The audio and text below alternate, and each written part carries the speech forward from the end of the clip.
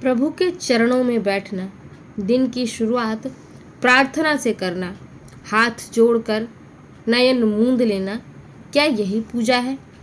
नहीं, पूजा कोई क्रिया नहीं है, यह एक स्थिति है, मन की एक अवस्था है जहाँ इंसान स्वयं को ईश्वर को समर्पित करता है। जब भी आप पूजन करते हैं तो वास्तव में वह प्रार्थना होती है, संवेदनाओं का अर्पण होता है।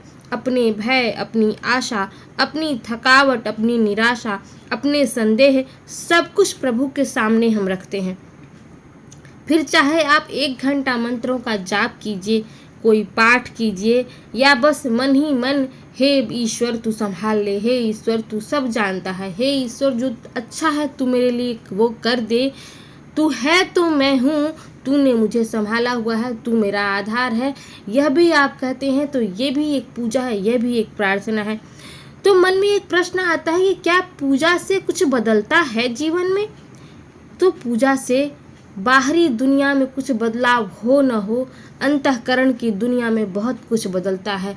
आप अपने सच, अपने झूठ, अपने भय, अपनी आशा, अपनी निराशा, अपनी संदेह, अपनी इच्छा, अपनी कामना, सब कुछ ईश्वर के सामने खुले मन से रख सकते हैं।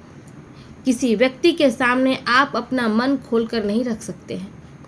ईश्वर आपकी बात सुनेगा और जो उचित होगा आपके लिए वह समय पर कर भी देगा। किसी मनुष्य के सामने आप अपना मन खोलकर रखेंगे, वह आपके पीठ फेरते ही आप पर हंसेगा। हम मनुष्य जन्मना असंतुष्ट हैं, किसी न किसी बात पर हम असंतुष्ट रहते ही रहते हैं। कोई न कोई इच्छा, कोई न कोई कामना जन्म से लेकर मृत्यु तक अधूरी रह ही जाती है। कोई न कोई अभाव हमें उम्र भर सालता ही रहता है। तो आप इस स्वभाव पर नियंत्रण कीजिए, अपनी गरिमा सदैव बनाए रखिए।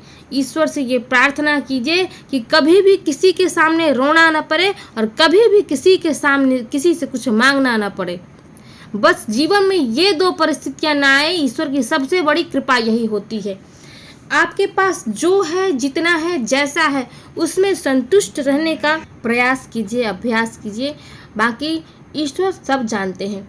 आपका मन कैसा है, आपका कर्म कैसा है, आपका व्यवहार कैसा है, उसके अनुसार वो फल देते हैं।